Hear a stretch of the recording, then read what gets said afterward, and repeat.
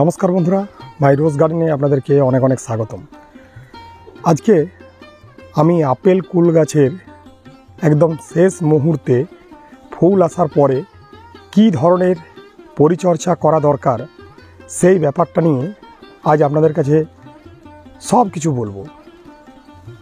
দেখুন কী রকমভাবে আমার গাছে ফুল এসেছে। সেপ্টেম্বরের একদম মাঝামাঝি সময় থেকে আমাদের কুল গাছে ফুল আসে, আর সেপ্টেম্বর মাসের শেষ দিকে কিছু কিছু ফুল থেকে ছোট ছোট এই রকম যে দেখতে পাচ্ছেন কুল জন্ম নেয়।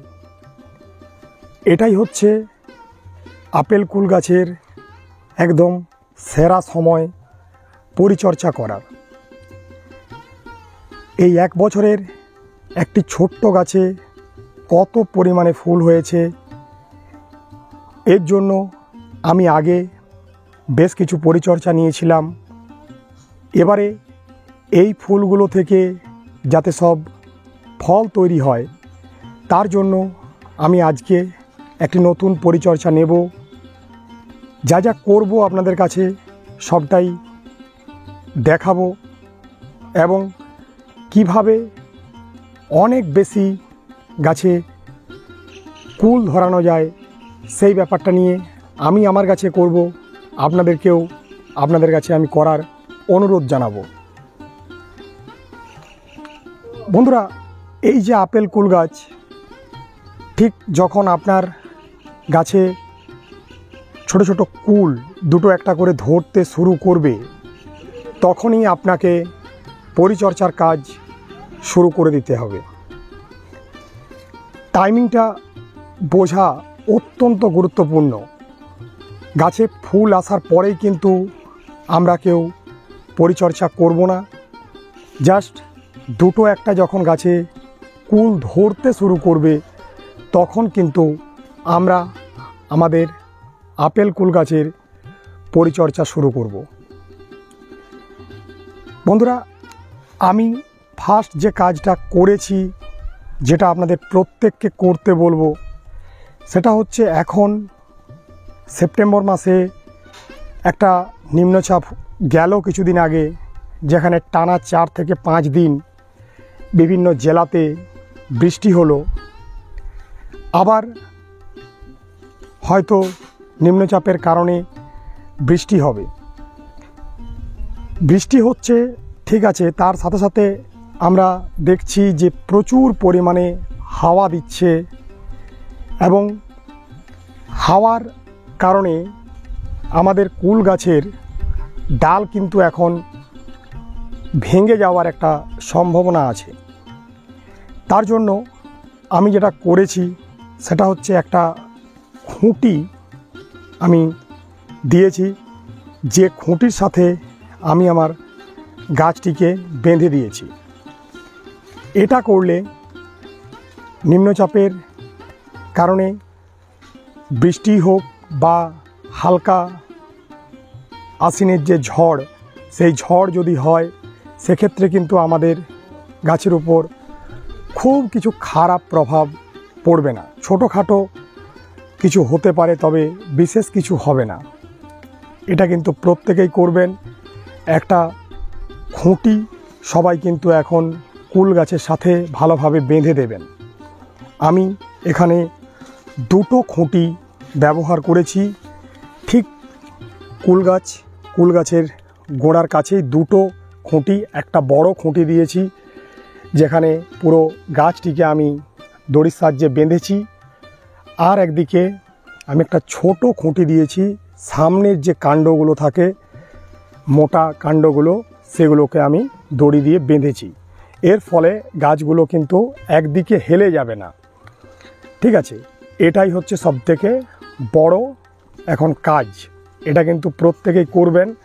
তাছাড়া যদি এখন একবার কুল গাছের ডাল কোনো কারণে ভেঙে যায় তাহলে কিন্তু আমাদের সারা বছরের যে পরিশ্রম, সেই পরিশ্রম কিন্তু একদম বৃথা হয়ে যাবে। এবারে এই গাছে পরিচর্যার টাইম চলে এসেছে।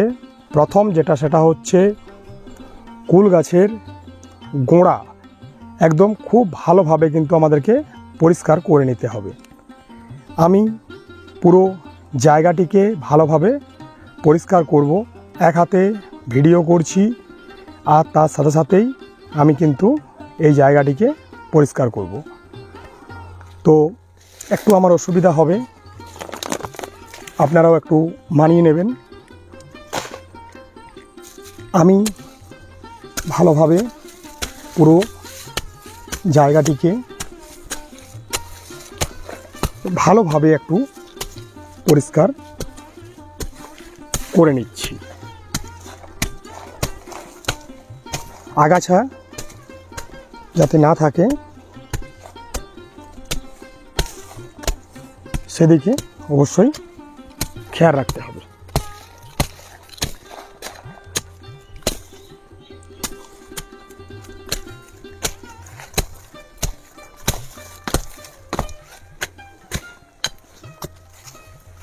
আগাছাগুলো ভালোভাবে আমি কিন্তু পরিষ্কার করে নেব। মাটিটাকে যত বেশি আপনি চকচকে রাখতে পারবেন ততই কিন্তু আমাদের কুল গাছের জন্য ভালো। চারধার থেকে আমাকে এরকমভাবে মাটিটা ভালোভাবে খুশিয়ে নিতে হবে।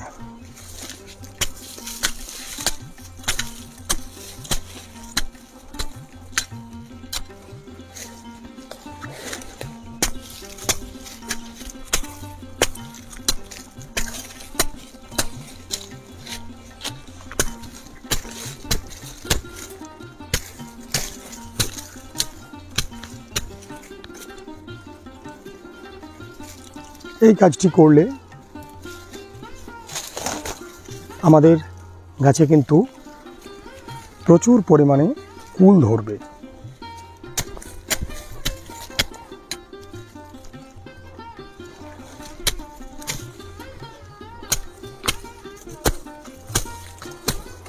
দেখুন কত পরিমাণে আগাছা হয়েছিল, আমি সবটাই পরিষ্কার করছি। পুরো জায়গাটাকে ভালোভাবে আমি কিন্তু পরিষ্কার করলাম। এবারে আপনাদেরকে দেখাবো, দেখুন কত সুন্দরভাবে আমি কুল গাছের নিচটা কিন্তু পরিষ্কার করলাম। তো এটাই হচ্ছে সবথেকে মেন কাজ। কুল গাছের নিচে আগাছা থাকলে আমরা কখনোই সেই গাছ থেকে ভালো কুল ধরাতে পারবো না। এবারে একটা খাবার দেব। এই যে খাবার, এটা হচ্ছে 15-15-0-13। মেনলি সবজিতে দেওয়া হয়। আমি সমস্ত প্রকার ফল গাছে এই খাবারটাই ব্যবহার করি।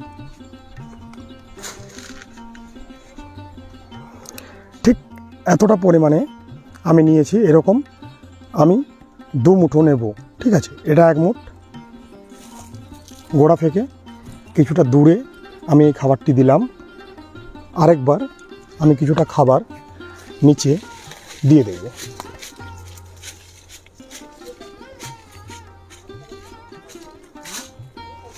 দেখুন এরকমভাবে আমি কিন্তু খাবারটি দিচ্ছি।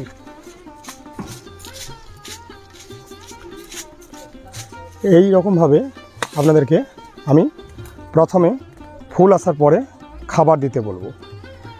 এটা হচ্ছে 15-15-0-13, ঠিক আছে। এই খাবারটার পরিবর্তে আপনারা 10-26-26 বলে যে NPK সারটি হয় সেটাও কিন্তু ব্যবহার করতে পারবেন। তো এই খাবারটা একবারেই আমরা দেব সেপ্টেম্বর মাসে। তারপরে গাছে কুল ধরে যাওয়ার পরে মোটামুটি অক্টোবরের শেষ নাগাদ করে আরেকবার আমরা কিন্তু গাছে খাবার দেব।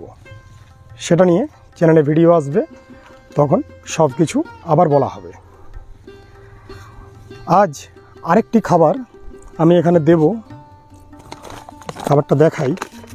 এই দেখুন, এটা হচ্ছে ম্যাগনেসিয়াম সালফেট। আমাদের ফল গাছের জন্য এটা ভীষণ উপকারী। আমাদের গাছে প্রচুর পরিমাণে ফল ধরাতে পারে, তো তার জন্য আমি ম্যাগনেসিয়াম সালফেট দেব। ঠিক যেরকমভাবে আমি অল্প করে ম্যাগনেসিয়াম সালফেট চারিদিকে ছড়িয়ে দিচ্ছি।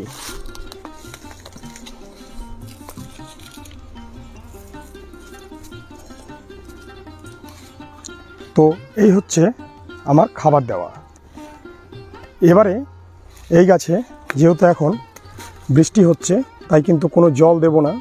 বৃষ্টি না হলে অল্প স্বল্প করে জল আমাদেরকে দিতে হবে। যারা টবে কুল গাছ করছেন, 16 ইঞ্চির টবে যদি কুল গাছ থাকে, সেক্ষেত্রে আপনি 10 গ্রাম 15-15-0-13 NPK দেবেন, আর 6 গ্রাম ম্যাগনেসিয়াম সালফেট ভালোভাবে মাটিটাকে খুশিয়ে টবের চারিধারে ছড়িয়ে দেবেন। তো এইরকমভাবে খাবার দিলে প্রচুর পরিমাণে কিন্তু গাছে কুল ধরবে। আশা করি ভিডিওটি আপনাদের বুঝতে সুবিধা হয়েছে। যা কিছু প্রশ্ন থাকবে কমেন্ট সেকশনে কমেন্ট করবেন। প্রত্যেকে ভালো থাকবেন। আজ এটুকুই।